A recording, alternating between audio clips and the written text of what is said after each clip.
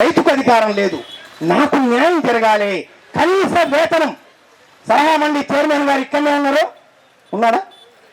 కనీస వేతనం కాదు, జీవన వేతనం కావాలి, జీవించడానికి తగిన వేతనం కావాలి.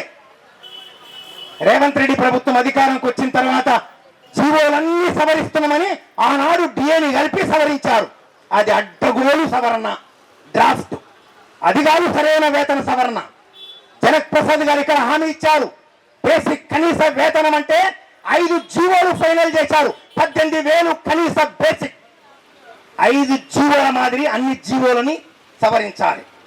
5 జీవోలని కేసీఆర్ సవరించలేదు, ఆయన ఇంటికి పంపిండ్రు, మీరు వచ్చిండ్రు, 5ని పండబెట్టిండ్రు, మళ్ళీ అడ్డగోడిగా కొత్త జీవోలు తీసుకొచ్చిండ్రు. అది కాదు సాగాల్సింది. 5 ఫైనల్ జీవోలను మీరు విడుదల చేయండి. కనీస బేసిక్ 18,000. ఒక మనిషి జీవించడానికి ఈనాడు 26,000 కావాలని మనం కరపత్రంలో డిమాండ్ చేశాం. మానవుడు అంటే ఏమిటి? నీతా అంబానీ. ఎవరామె? అంబానీ భార్య. ఆమె తాగే సీసా వాటర్ తాగే ఒక సీసా విలువ 46 లక్షలట.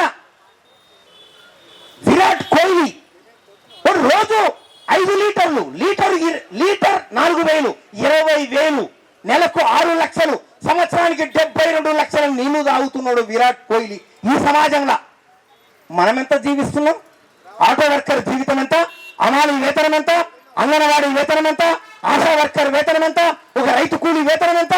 10-15,000 కంటే మించి వస్తుందా? 72,000 నీళ్లు తాగుతున్న విరాట్ కోహ్లీ ఒక పక్క ఉన్నాడు. ఖాళీ సీసా 46 లక్షల ఖాళీ సీసా విలువతో, కేవలం ఆ సీసా విలువ 46 లక్షలు తాగుతున్న నీతా అంబానీ ఒక పక్క ఉంది. కటిక పేదరికం ఒక పక్కన. ఈ సమాజంలో సిగ్గుపడాల్సిన అవసరం లేదా?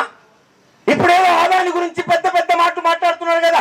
ప్రపంచంలో పెద్ద కోటీశ్వరుడు ఎదిగిండి. ఎవరి సంపద అదంతా? ఏ శ్రమజీవులకు న్యాయంగా రావాలో, ఏ రైతులకు న్యాయంగా రావాలో, ఏ కూలీలకు న్యాయంగా రావాలో ఆ వేతనాలు అందించకుండా ఆ డబ్బులు కొలగొట్టి వాళ్ళు కోటీశ్వరులు అయ్యారు. ఎంతమంది కాంట్రాక్టీకరణ కార్మిక వర్గాన్ని నియమించింది ప్రభుత్వం? అప్పటి నుంచి కొనసాగుతుంది కదా. కనుక ఖబర్దారీ ప్రభుత్వాలకు హెచ్చరిక. ఓడలు బండ్లు అవుతాయి, బండ్లు ఓడలు అవుతాయి. మొన్న కన్నులొట్టబోయి ఎట్టోలాక అధికారం వచ్చింది కేంద్రంలో. బొంబాయిలో మెజార్టీ వచ్చింది కానీ విర్రవీగొచ్చు. అవి పెద్ద విషయాలు కావు. చంద్రబాబు నాయుడు 21 సంవత్సరాల కిందట బసిరిబాగులో కరెంటు రేట్లు తక్కువ చేయాలని కొట్లాడితే 3 చంపితే 21 సంవత్సరాలు నీవు అధికారంకెళ్ళి కింద ఉన్నవు. ఖబర్దార్. రైతాంగము, కార్మిక వర్గము, శ్రమజీవులు అనుకుంటే ఈ సమాజాన్ని మొత్తం మార్చగలిగే శక్తి మనకుంది. నిన్నగాక మొన్న మోటార్ రంగంలో పనిచేసే కార్మికులు స్టీరింగ్ చూడో రోడ్డు మీద బయట పిలిపించారు. 10 లక్షల మంది రోడ్డు మీదకి వచ్చిండ్రు. ఒకటే ఒక రోజు పెట్రోల్ బంకులు మూతపడ్డవి. ఎక్కడి వాహనాలు అక్కడ ఆగిపోయినాయి. మోడీ దిగొచ్చి మీతో చర్చలు చేసే మోటారు వాహన చట్టం అమలు చేస్తామన్నారు. అది శ్రమజీవుల బలము. ఢిల్లీలో మన వాళ్ళు చెప్పారు, సంవత్సరం అంతా కొట్లాడిండ్రు. ఆ తర్వాత మోడీ దిగొచ్చి దండం పెట్టిండు. ఇది ప్రజల రైతాంగం యొక్క పోరాటం. ఈ పోరాటం ప్రారంభమైన రోజు ఈ రోజు. ఇది కంకణబద్ధం కావాల్సిన రోజు. 26వ తారీఖు, నవంబర్ 26వ తారీఖు నిరంకుశ మోడీ, ఒక ఫ్యాసిస్ట్ మోడీ, ఒక దుర్మార్గుడైన మోడీ ప్రభుత్వాన్ని తలలు వంచిన రోజు. తలలు వంచడానికి కొరకు పోరాటాన్ని ప్రారంభించిన రోజు నవంబర్ 26. కనుక ఇక్కడ మనం కూర్చున్న వాళ్ళమంతా, ఇక్కడ హాజరైన కార్మిక వర్గం, రైతాంగం అంతా మనకు న్యాయమైన డిమాండ్. మనం ఏదో గొంతెమ్మ కోరికలు కోరడం లేదు. ఈ సమాజంలో శ్రమ చేసే వాళ్ళం, కష్టించే వాళ్ళం, నువ్వు మంచిగా జీవించాలి కదా, తగిన వేతనాలు ఉండాలి కదా, తగిన మద్దతు ధర ఉండాలని కదా. ఇవి మన డిమాండ్లు. ఈ న్యాయమైన డిమాండ్లను లోకం ముందరికి తీసుకుపోవాలి. విశాలమైన మద్దతును కూడగట్టాలి. కూడగట్టడం కొరకు మనం ఇక్కడ కూర్చున్నాం. ఇక్కడ ప్రతిజ్ఞ చేయడం కొరకు ఇక్కడ కూర్చున్నాం.